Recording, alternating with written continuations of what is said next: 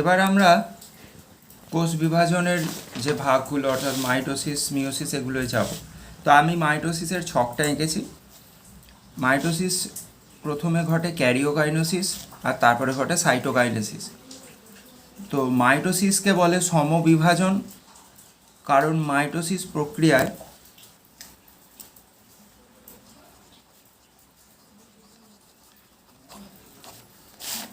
এই প্রক্রিয়ায় যে ঘটনাটা ঘটে, মেন ঘটনাটা কি ঘটে, এই একটা কোষ, এটাকে বলছি মাতৃকোষ। মাতৃকোষের ক্রোমোজোম নাম্বার ধর আমি 2n লিখলাম, অর্থাৎ 2n সংখ্যক ক্রোমোজোম যদি মাতৃকোষে থাকে, সেখান থেকে যে দুটো অপত্য কোষ তৈরি হয়, এ দুটোকে বলছে অপত্য কোষ। এই দুটো অপত্য কোষেও যে নিউক্লিয়াস থাকে তার মধ্যে ক্রোমোজোম নাম্বার হয় 2n। এই জন্য এটাকে বলছি সমবিভাজন। অনেক বইয়ে এটাও লেখা আছে যে দেখতে এই কোষ দুটোর আকৃতি হুবহু মাতৃকোষের মতো হয়। অধিকাংশ ক্ষেত্রে এটা সত্য, অধিকাংশ ক্ষেত্রে, কিন্তু সব ক্ষেত্রের জন্য নয়। কিন্তু সব ক্ষেত্রের জন্য যেটা সত্য সেটা হলো মাতৃকোষের ক্রোমোজোম নাম্বার অপত্য কোষের ক্রোমোজোম নাম্বারের সঙ্গে সমান হবে, এটা সবসময়ের জন্য সত্য। কিন্তু সবসময় মাতৃকোষের আকৃতি অপত্য কোষের আকৃতির মতো হবে বা অপত্য কোষগুলো হুবহু মাতৃকোষের মতো হবে হয় না। আমাদের ক্ষেত্রে ভ্রূণের জাইগোটের পরিস্ফুরণের সময় যে ক্লিভেজ হয় সেখানে এটা হয় না। তো মেন যেটা ইম্পর্টেন্ট সমবিভাজন বলছি, তার একটা মেন ইম্পর্টেন্ট কারণ হচ্ছে মাতৃকোষের ক্রোমোজোম নাম্বার যা থাকে অপত্য কোষেও তাই থাকে। এখানে যদি 50 থাকে ক্রোমোজোম নাম্বার, এগুলোতেও 50-50 হবে। এইটা হচ্ছে ব্যাপার। আমরা মাইটোসিস কিভাবে ঘটে, অর্থাৎ এই প্রসেসটা কিভাবে ঘটে সেটা এখানে দেখব। তো মাইটোসিসের প্রথমে ঘটে ক্যারিওকাইনেসিস। ক্যারিওকাইনেসিস মানে নিউক্লিয়াসের বিভাজন। আর অলরেডি আমি বলেছি ক্যারিও কথাটা বা ক্যারিওন কথাটা মানে নিউক্লিয়াস, আর সাইটো কথাটা এসছে সাইটোপ্লাজম থেকে বা সাইটোসল। এখন আর সাইটোপ্লাজমও বলে না, এটাকে সাইটোসল বলা হয়। তো সাইটোপ্লাজমের বিভাজন থেকে আমি সাইটোপ্লাজমে লিখেছি, বাট সাইটোসলও বলতেই পারি। তো সাইটোপ্লাজম বা সাইটোসলের বিভাজন প্রথমে ঘটে এইগুলো, তারপরে ঘটে এটা। প্রথমে এটা ঘটে, তারপরে এটা। তো প্রথমে আমরা ঘটে মাইটোসিসের ক্যারিওকাইনেসিস 4টে ধাপে হয়, 4টে ধাপ পরপরই হয়, কোনোটাই আগু পিছু হয় না। আবার বলছি, কোনোটাই আগু পিছু হয় না। অর্থাৎ এটা আমার ইচ্ছা হলো আগে লিখলাম, এটা পরে লিখলাম, কোনো মতেই সম্ভব নয়। তো প্রোফেজ হবে প্রথমে, তারপর হবে মেটাফেজ, তারপর হবে অ্যানাফেজ, তারপর হবে টেলোফেজ। টেলোফেজ কমপ্লিট হওয়ার পর প্রাণী কোষ হলে তার ক্ষেত্রে এই পদ্ধতিতে সাইটোকাইনেসিস হবে, উদ্ভিদ কোষ হলে তার ক্ষেত্রে এই পদ্ধতিতে সাইটোকাইনেসিস হবে। হওয়ার পর কমপ্লিট, এই দুটো তৈরি হয়ে যাবে। এই দুটোর যে কোনো একটা হওয়ার পর এরমভাবে এই দুটো ফাইনাল হবে। তো আমরা এবার সেখানে যাব। তো যাওয়ার জন্য প্রথমে আমরা প্রোফেজটা আলোচনা করব। তো প্রোফেজের ক্ষেত্রে যেটা ইম্পর্টেন্ট ব্যাপার, আমরা একটু আগে থেকে শুরু করছি। প্রোফেজ দশার আগে কি আছে কোষের গঠনটা একটু দেখি। কোষের মধ্যে ক্রোমোজোমগুলো এইভাবে পেঁচিয়ে আছে। ক্রোমোজোম বলবো না, এটাকে তখনও নিউক্লিয় জালিকাই বলছি। কিন্তু এখানে একটা খুব ইম্পর্টেন্ট ব্যাপার, এইখানে এইটা একটা ক্রোমোজোম অবস্থা হবে আর এটা একটা ক্রোমোজোম হবে। আমি এই ছবিটাকে একটু এক্সপ্লেন করি। প্রোফেজের একদম প্রথমে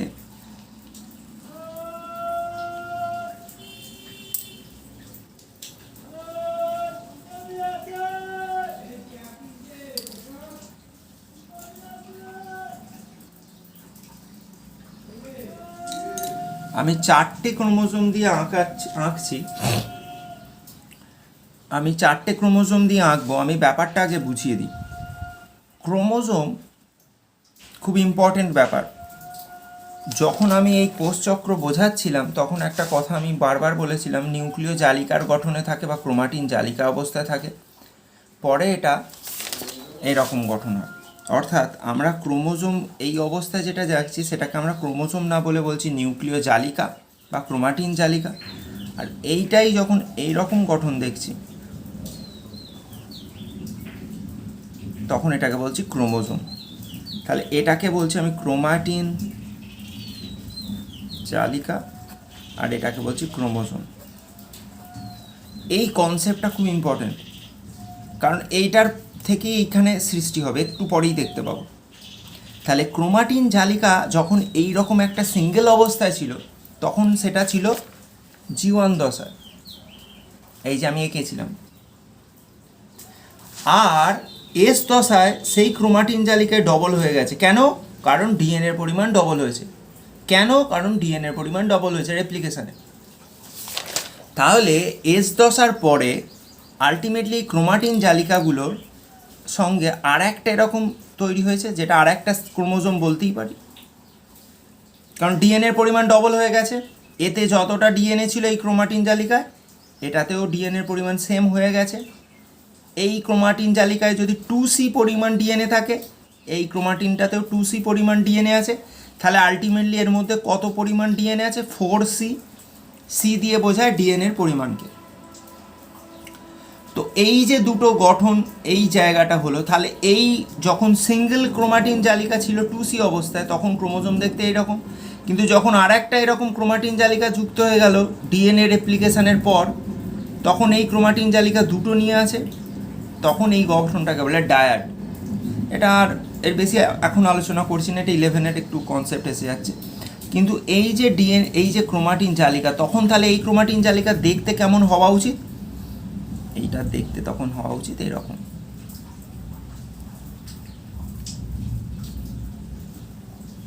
মোরাললেস এরকম।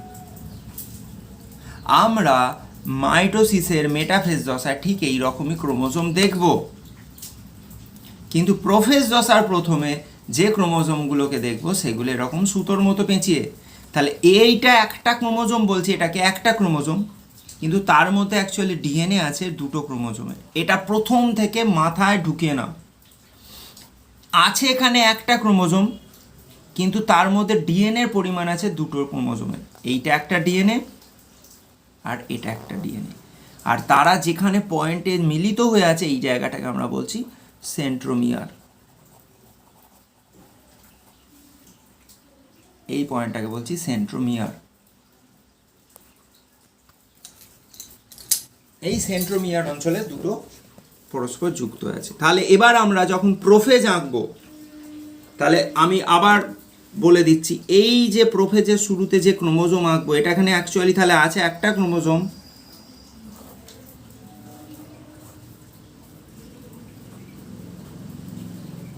ক্রোমোজোম একটা, ডিএনএ কিন্তু ডবল, অর্থাৎ দুটো ক্রোমোজোমের আছে। এই একটা ক্রোমোজোমের এইটাকে আমরা এক একটা ক্রোমাটিডও বলতে পারি, পরে বলবো এইগুলোকে তখন। তাহলে এই জায়গাটা যদি বোঝায় পরিষ্কার হয়, আমি এবার প্রোফেজের ছবিটা আঁকছি।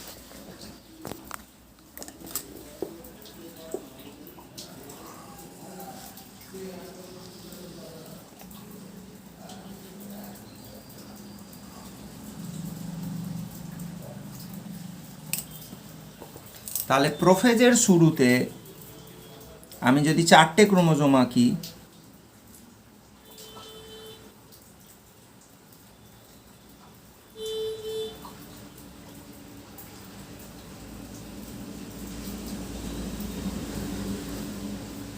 এখানে 4টে ক্রোমোজোম আঁকলাম, তারা এরকম পেঁচিয়েছিল।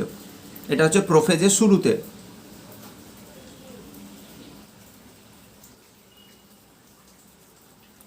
এবং তারা লক্ষ্য করে দেখো 4টে ক্রোমোজোম, এইটা একটা, এটা একটা, এটা একটা, এটা একটা, ক্রোমাটিন জালিকাগুলো পেঁচিয়ে আছে।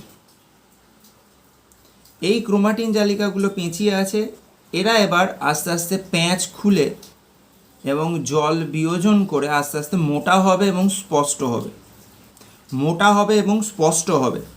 আর আমি এটা প্রাণীকোষ দিয়েই দেখাচ্ছি, উদ্ভিদ কোষেরটা আমি প্যারালাল আর দেখাচ্ছি না, বইয়ে আছে।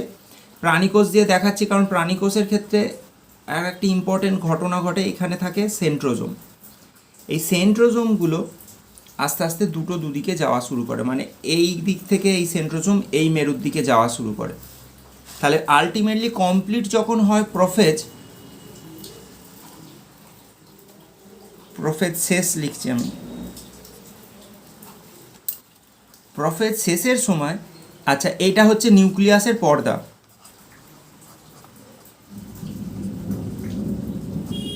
এই নিউক্লিয় পর্দাটা আস্তে আস্তে অবলুপ্ত হয়ে যায়।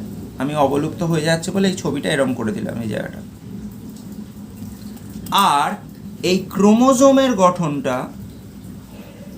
কি রকম আঁকছি এবার দেখো।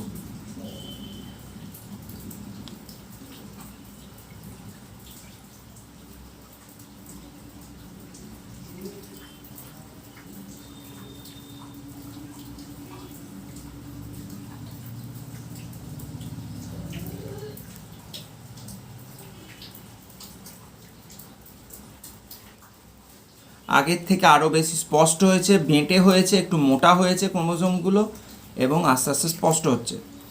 আর কি, আর এখান থেকে বেম এই যে সেন্ট্রোজোম তারা দুই মেরুর দিকে চলে গেছে, এবং দুই মেরুর দিকে শুধু চলে গেছে তা নয়, তারা সেখান থেকে প্রাণীকোষের ক্ষেত্রে বিভিন্ন প্রোটিন, টিউবিউলিন, মাইক্রোটিউবিউলিন, বিভিন্ন প্রোটিনের সাহায্যে এরকম বেম তৈরি শুরু হয়েছে। এগুলোকে বলে বেম বা বেম তন্তু। আর প্রাণীকোষ এই সেন্ট্রোজোমের ধারে এরকম এরকম অ্যাস্ট্রাল রশ্মি তৈরি হয়, এইরকম রশ্মির মতো, রশ্মি মানে সেই সূর্যের ছটার মতো এরকম তৈরি হয়, এগুলোকে বলে অ্যাস্ট্রাল রশ্মি। এটা কিন্তু উদ্ভিদ কোষে হয় না। আর কি, আর এইখান থেকে এরকম সুতোর মতো গঠন তৈরি হয়, যেগুলোকে বলছি বেম তন্তু। বেম তন্তু দুরকম তৈরি হয়, একটা তন্তু এরকম প্যারালাল পুরো এরকম যায়, আর একটা এই ক্রোমোজোমের মাঝ বরাবর যায়। একটা বেমতন্তু এরকম যায় যেটা ক্রোমোজোমকে ঠেকায় না, আর একটা বেমতন্তু এরকমভাবে যায় যেগুলো ক্রোমোজোমকে ঠেকিয়ে আসে, ভেতর দিয়ে আসে। যেগুলো ক্রোমোজোমের ভেতর দিয়ে আসে তাকে বলে ক্রোমোজোমাল তন্তু, আর যেগুলো ক্রোমোজোমকে ভেতর দিয়ে আসে না তাদেরকে কন্টিনিউয়াস তন্তু বলে। তাহলে বেমতন্তু করকম লিখলাম, একটাকে বলছি ক্রোমোজোমাল তন্তু, আর একটাকে বলছি কন্টিনিউয়াস। ক্রোমোজোমাল তন্তু কী রকমভাবে থাকছে আমি একটা দেখাই। এটা ধরো একটা ক্রোমোজোম,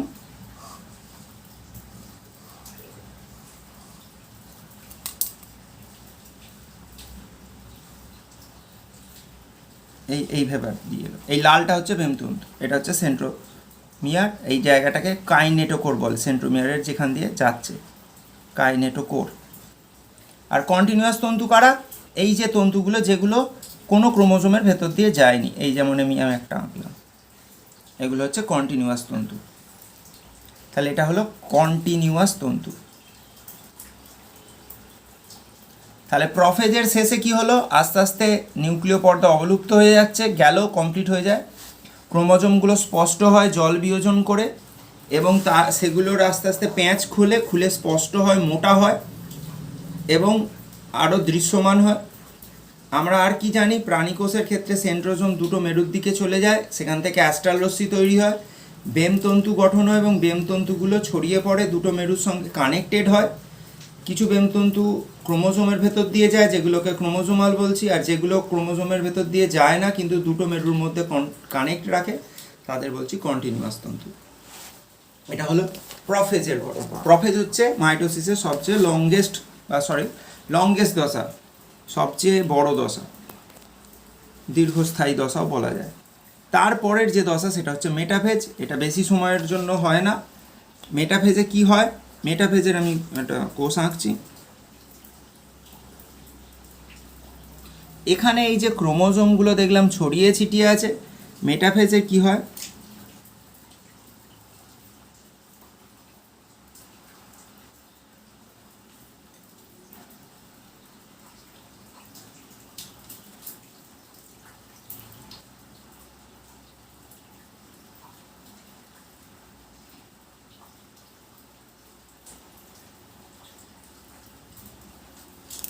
মেটাফেজে দেখো ক্রোমোজোমগুলো আরও স্পষ্ট হয়েছে, মোটা হয়েছে, এবং বোঝা যাচ্ছে অ্যাকচুয়ালি মেটাফেজিক অবস্থাতেই ক্রোমোজোমকে সবচেয়ে স্পষ্ট দেখা যায়। ওই জন্য আমাদের মাইক্রোস্কোপে ও স্লাইডে এই মেটাফেজের দিয়েই বোঝার চেষ্টা করা হয় ক্রোমোজোমগুলোকে দেখতে কেমন লাগে।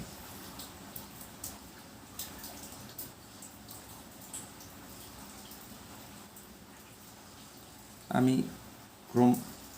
কন্টিনিউয়াস ফাইবার আঁকলাম। আচ্ছা, এবার কি এখানটা অ্যাস্ট্রাল রশ্মি আছে,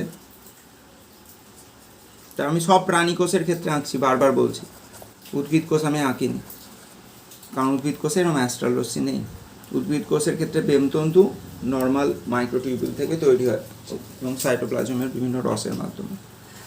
তো এখানে এই যে ক্রোমোজোম, তার ভেতর দিয়ে এই যে তন্তুগুলো গেছে, আমরা অলরেডি বলেছি ক্রোমোজোমাল ফাইবার। মেটাফেজের মেন ফিচার্স কি? ফিচার্স হচ্ছে ক্রোমোজোমগুলো একটা প্যারালালি সবাই সাজিয়ে আছে।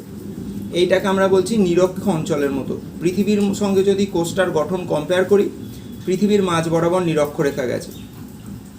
পৃথিবীর মাঝ বরাবর যেমন নিরক্ষরেখা গেছে, কোষটাকে যদি পৃথিবীর সঙ্গে কম্পেয়ার করি তাহলে এটাও মোটামুটি মাঝ বরাবর ক্রোমোজোমগুলো আছে, তাই এটাকে আমরা বলছি নিরক্ষীয় পাত।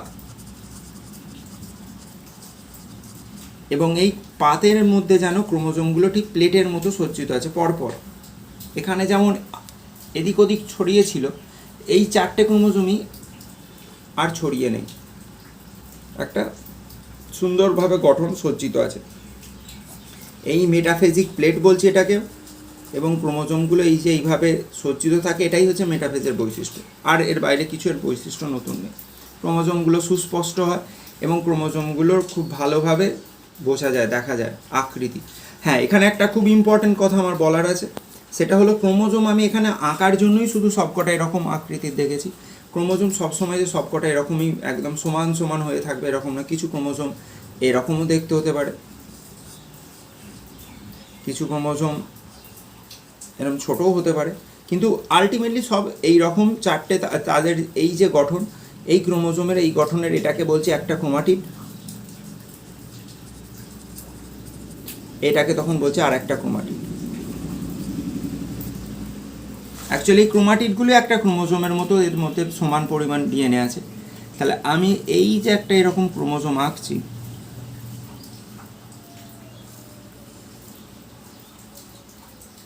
এই ক্রোমোজোমের, এটা একটা ক্রোমোজোম,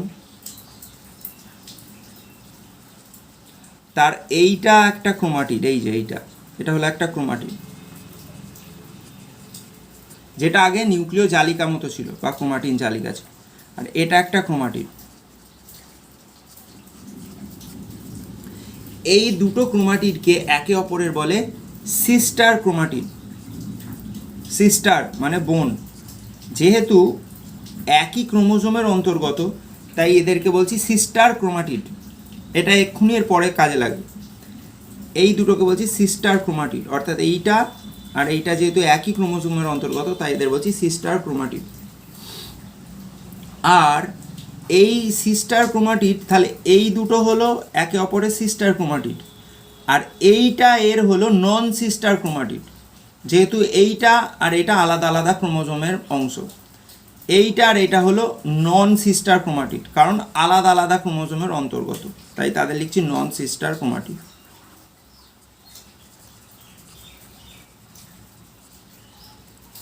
তাহলে দুটো শব্দ পেলাম, সিস্টার আর নন সিস্টার ক্রোমাটিড। একই ক্রোমোজোমের অন্তর্গত ক্রোমাটিড দুটো হচ্ছে সিস্টার, আর আলাদা আলাদা ক্রোমোজোমের অন্তর্গত দুটোকে বলছি নন সিস্টার। এইবার এখানে মেটাফেজের শেষ দিকে এই দুটো ক্রোমাটিডের মধ্যে একটা নতুন করে ফাইবার তৈরি হয়। আমি পরের পাতা আঁকছি।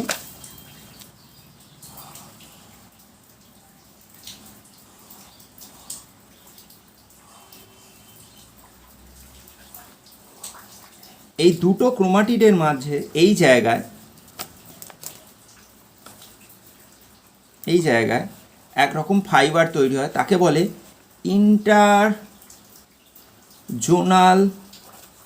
ফাইবার। ইন্টারজোনাল ফাইবার, এই ইন্টারজোনাল ফাইবার জাস্ট শুরু হয় মেটাফেজের শেষ সময়। এর গুরুত্ব অ্যানাফেজে আমরা দেখব। অ্যানাফেজ দশায় কি হয়? অ্যানাফেজ হচ্ছে সবচেয়ে কম সময়ের একটা দশা। সবচেয়ে কম সময়ের দশা মানে, এবার আমরা অ্যানাফেজ যখন আঁকছি, অ্যানাফেজে কি দেখব? এই যে ক্রোমাটিড, দুটো ক্রোমাটিড যুক্ত ক্রোমোজোমের যে ছবি আমরা দেখলাম, এই যে ছবিটা, এই ছবিটা এবার কি দেখব দেখি।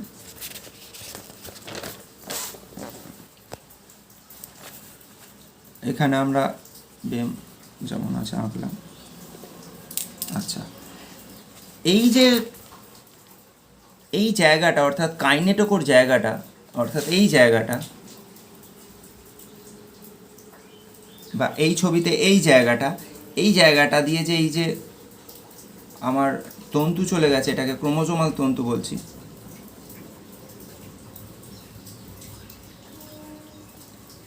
এই বরাবর এখানটা কেটে যায়, অর্থাৎ এই জায়গায় এই ক্রোমাটিডটা আলাদা হয়ে যায় আর এই ক্রোমাটিডটা আলাদা হয়ে যায়। এইখানটা দিয়ে এই যে সুতোটার মতো এই যে তন্তুটা চলে গেছে, এইখানটা আলাদা হয়ে যায়। এই আলাদা হয়ে গেলে ছবিটা কেমন দেখতে হয় আমরা এবার শুধু সেই জায়গাটা থেকে শুরু করছি।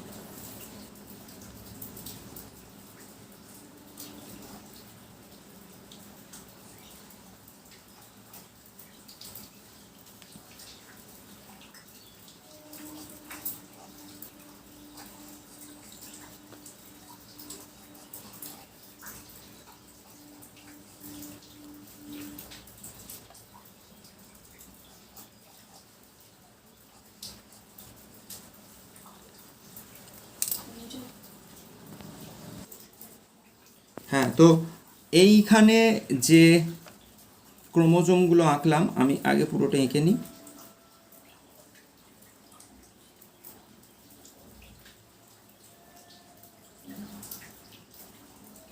হ্যাঁ, এই ছবিটার আমি মাঝে দুটো কন্টিনিউয়াস ফাইবার এঁকে দিই। তাহলে এখানে কি কি তন্তু আছে আমি খুব ভালো করে আগে বলি, তারপরে এই যে মাঝখানে একটা তন্তু এবার আঁকছি, এই তন্তুটাকে আমি বলছি ইন্টারজোনাল তন্তু, যেটা আমি এইখানে শুরু হচ্ছে বলছিলাম। তাহলে এটা হলো ইন্টারজোনাল তন্তু।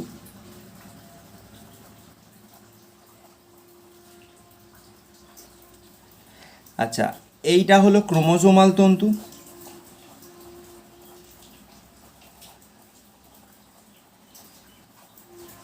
আর এটা হলো কন্টিনিউয়াস তন্তু। তাহলে 3 রকম বেম তন্তু আমরা দেখলাম। কন্টিনিউয়াস তন্তুর বাংলা হচ্ছে অবিচ্ছিন্ন তন্তু। আচ্ছা, এবার যেটা বোঝার সেটা হলো এখানে এই ইন্টারজোনাল তন্তু আস্তে আস্তে বাড়ে।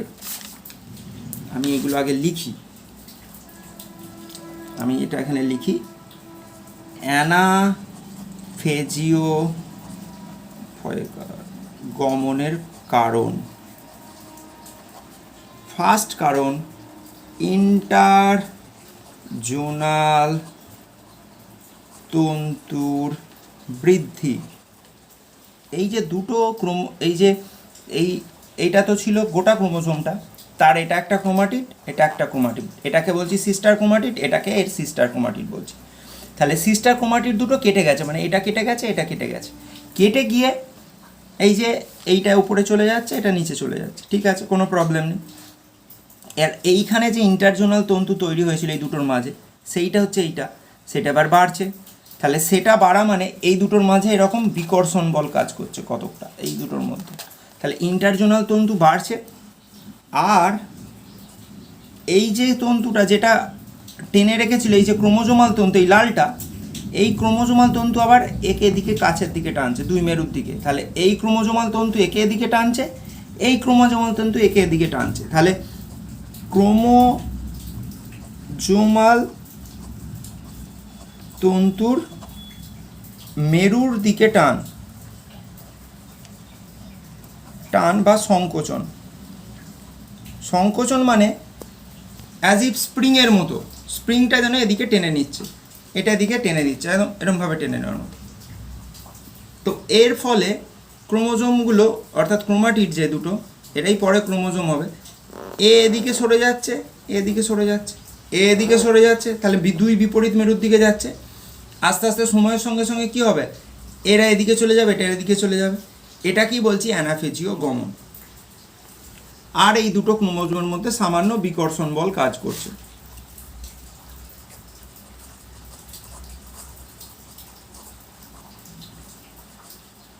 তাহলে অ্যানাফেজিও গমনের কারণ হচ্ছে এইগুলো। ইন্টারজোনাল তন্তুর বৃদ্ধি, ক্রোমোজোমাল তন্তুর মেরুর দিকে টান বা সংকোচন, আর সামান্য বিকর্ষণ বল ক্রোমাটিডদের মধ্যে। এর ফলে এই ক্রোমোজোমগুলো মেরুর দিকে যাচ্ছে, এই সেটটা এই দিকে যাবে, এই চারটে এদিকে যাবে। কি হবে ছবিটা দেখতে? আমি জাস্ট ছোট করে একটা আঁকছি।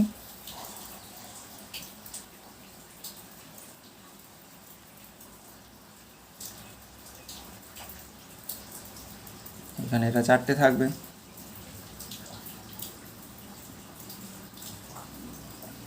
এরকম থাকলো।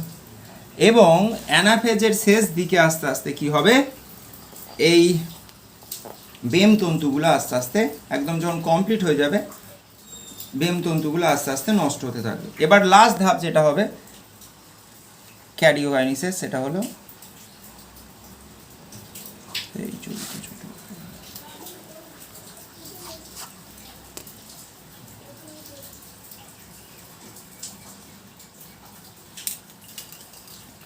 এবার আমরা কি দেখব, এই ক্রোমোজোমগুলো এখানে চলে এসছে।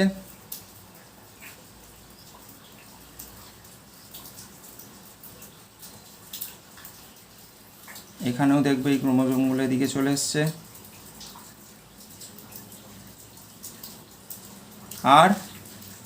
আর দেখব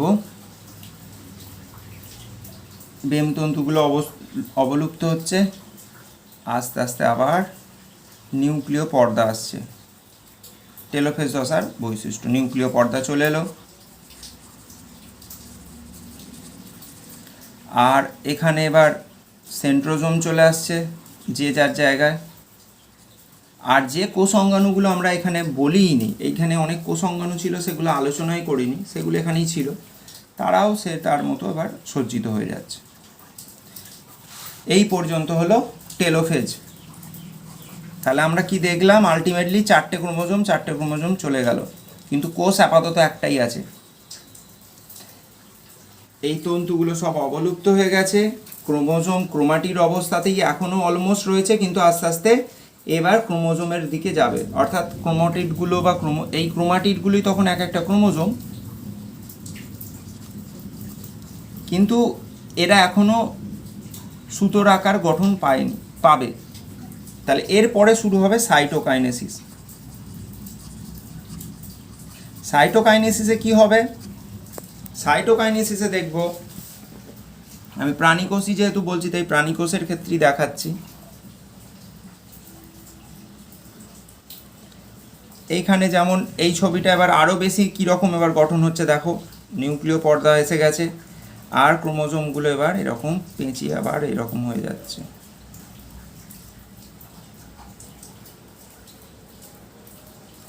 এই যে চারটে ক্রোমোজোম, এখানেও সেরকম চারটে ক্রোমোজোম গঠন পাবো আমরা ডেফিনেটলি।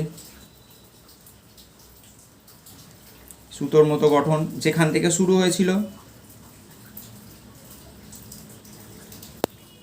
আমরা যখন প্রথম কোষ বিভাজন পড়ানো শুরু করেছিলাম এখানের ছবিতে, এইখানটা থেকে তখন এই দেখো এরকম পেঁচানো ছিল, সেরকম পেঁচানো ক্রোমাটিন জালিকার গঠন। এই যে ক্রোমাটিন জালিকার গঠন চলে এলো, কিন্তু এটাই চারটে ক্রোমোজোম। আর যেহেতু এটা প্রাণীকোষ, এই প্রাণীকোষের মাঝ বরাবর এখানে একটা খাঁজ তৈরি হয়। এই খাঁজটা কি বলছি, ক্লিভেজের খাঁজ। এবং এই খাঁজটা আস্তে আস্তে বাড়তে থাকে, যত বাড়তে থাকে তত দুটো প্রান্ত একদিকে আসতে থাকে, এবং যত এরকম দুটো প্রান্ত একদিকে আসতে থাকে, এই যে যখনই এই দুটো জিনিস আস্তে আস্তে টাচ হয়ে যাবে, তখনই এই দুটো কোষ আলাদা হয়ে যাবে। আলাদা হয়ে যাওয়া মানে তখন কোষটা এরকম হয়ে যাবে। চারটে ক্রোমোজোম,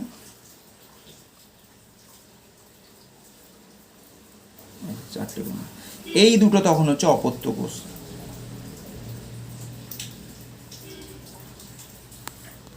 যে দুটো অপত্য কোষের ক্রোমোজোম নাম্বার দেখো সেই 4, এই দেখো 1 2 3, এইটা হচ্ছে 4, বা এই ছবিতে 1 2 3 4। যে দুটো অপত্য কোষ তৈরি হলো তাদের মাতৃকোষ ছিল এইটা, বা আরো ভালো বলতে গেলে এইখানে, এইখানটা। এবং এদেরও আরো শুরুটা যদি দেখাই, একদম প্রথমে তাহলে বলতে গেলে এইরকম জায়গায়, যেখানে এখানে 4টে ছিল। তাহলে আমরা 4টে ক্রোমোজোম দিয়ে দেখিয়েছি। প্রফেজেও এই গঠন হয়েছিল, 4টে ক্রোমোজোমের 2টো করে তখন ক্রোমাটিড গঠন পেয়েছিল। সেই 2টো করে ক্রোমাটিড গঠন মেটাফেজে এই রকম হয়েছিল। অ্যানাফেজে তারা আবার কেটে দুদিকে চলে গেল। টেলোফেজে আবার নিউক্লিয় পর্দার আবির্ভাব ঘটল।